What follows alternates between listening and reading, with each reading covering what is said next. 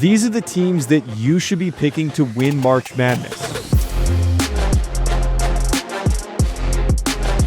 It's that time of year for us to fill out our brackets for March Madness, and I've got 3 teams that you should consider as your picks to win the College Basketball National Championship and to win this year's tournament. I've got a couple of things that I'm going to be breaking down with these teams, but I want to point out before anyone gives me a hard time, because I went really heavy on the chalk with top seeds, last year's tournament was a really good example of how the college basketball landscape has completely changed with the transfer portal and NIL. A lot of the top brands have loaded rosters. With that being said, these are the 3 teams that I'm going with.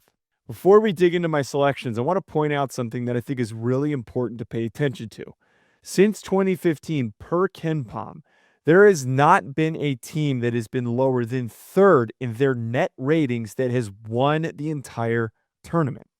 On top of this, the winner has been in the top 10 in their offensive efficiency stat and at least in the top 25 in their defensive efficiency stat.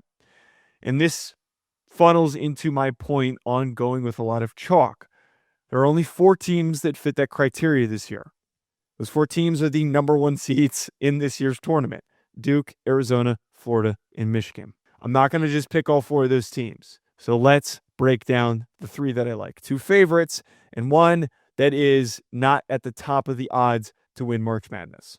First, the number 1 overall seed, the Duke Blue Devils, finishing off their season with an ACC tournament win despite being banged up and missing a number of their key starters. They're at plus 333 to win March Madness, and they have the resume to back why you should be investing in them. They're 17-2 in their quad 1 matchups. They have a huge win over Michigan recently, and if you watched the end of that game, they finished emphatically. I felt like that was like the real big statement for me to buy into what Duke can become. Their losses came to Texas Tech and to UNC. That UNC game was a crazy late shot. It's just part of the rivalry. Duke got their lick back the next time that they played them. They're also 4th in offensive efficiency and 2nd in defensive efficiency. Feels like this is the year with a loaded roster, and if they get healthy, that John Shire can get it done. Next, I've been really impressed with this Arizona squad and the way that they bounced back after a little bit of a short, abbreviated, rough stretch in the middle of the year. Plus 425 is their odds to win the national title this year.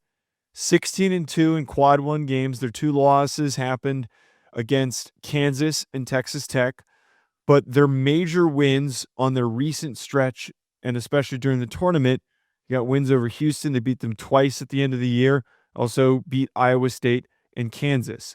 They're 5th in offensive efficiency, 3rd in defensive efficiency. It just feels like that they are on a completely unstoppable path and are not being derailed one bit. Last, I've been a major doubter of Purdue. I really did not like Purdue with the way that they performed towards the end of the season, the middle parts of the year. They've got some really lame losses to the likes of UCLA is a good program, but it counts as these count as quad 1 losses, by the way. But they've got losses to UCLA, Indiana, Illinois. They lost to Michigan State, Wisconsin. They've also lost to Michigan recently.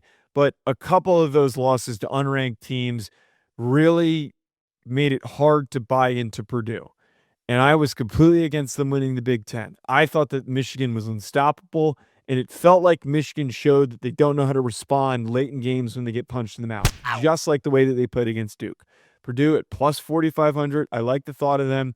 10-8 in quad 1. But the big thing, I'm really buying into the offensive efficiency side of things because I think there's just such a wide spectrum for the defensive efficiency, considering the winner has been in the top 25, and it's such, again, a wide margin.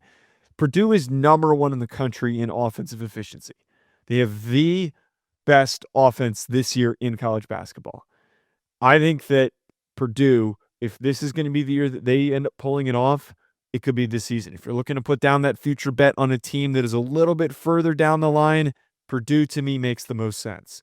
Comment below what teams you're betting on and you're picking and who you put as the victor on your bracket below this video. Hit that like button and subscribe. We'll talk to you later.